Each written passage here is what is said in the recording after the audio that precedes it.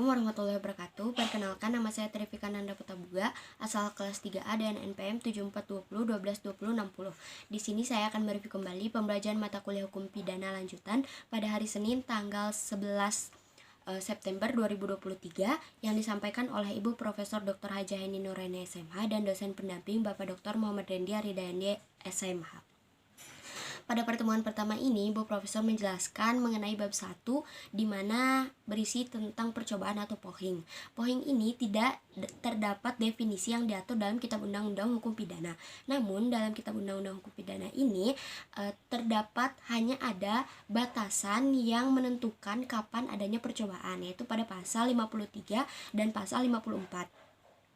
Lalu dalam percobaan ini terdapat sifat percobaan di mana ada dua, yaitu yang pertama sebagai dasar di mana percobaan dipandang sebagai memperluas dapat dipidananya orang dan bukan dapat memperluasnya rumusan delik. Jadi percobaan tidak dianggap sebagai delik yang sempurna, delik yang berdiri sendiri, melainkan delik yang tidak sempurna.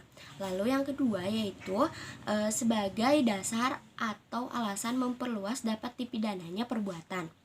Tindak pidana percobaan ini merupakan suatu tindak pidana yang bulat dan lengkap. Percobaan bukan delik yang tidak sempurna, melainkan delik yang sempurna, akan tetapi dalam bentuk yang khusus atau istimewa. Lalu terdapat dasar patut dipidananya percobaan. Yang pertama yaitu terdapat dua teori. Yang pertama yaitu ada teori subjektif di mana terletak pada sikap batin atau watak yang berbahaya dari pelaku. Dan yang kedua yaitu ada teori objektif di mana terletak pada sifat bahayanya perbuatan yang dilakukan oleh pelaku. Dalam teori objektif ini terbagi menjadi dua, yaitu yang pertama formil dan yang kedua material. Formil yaitu bahaya terhadap tata hukum, sedangkan material bahaya terhadap benda hukum. Lalu terdapat unsur-unsur percobaan di mana sesuai dengan pasal 53 ayat 1 bahwa unsur-unsur percobaan tersebut yang pertama yaitu terdapat niat, yaitu niat dapat dilihat setelah adanya permulaan pelaksanaan.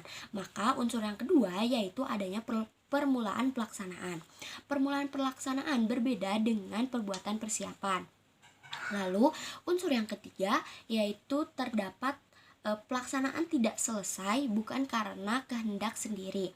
Nah, kehendak sendiri ini karena yang pertama dapat disebabkan oleh tiga. Yang pertama yaitu adanya penghalang fisik, lalu yang kedua akan adanya penghalang fisik, dan yang ketiga adanya penghalang yang disebabkan faktor atau keadaan khusus pada objek yang menjadi sasaran.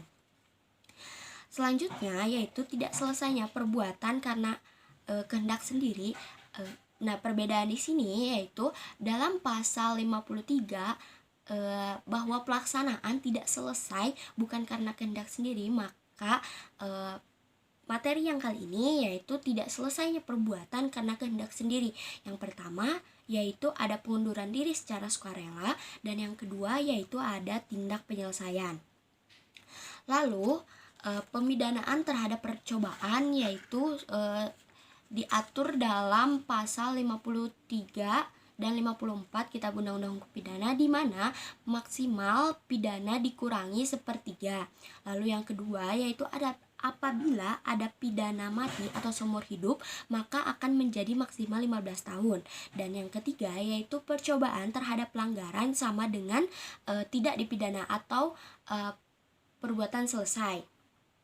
Lalu yang keempat yaitu ada pengecualian terhadap tindak pidana kejahatan yang diatur dalam buku 2 Kitab Undang-Undang Hukum Pidana tetapi tidak dipidana apabila melanggar pasal tersebut, di mana pasal-pasal tersebut adalah pasal 184, pasal 302, pasal 351 ayat 5 dan pasal 352 ayat 2.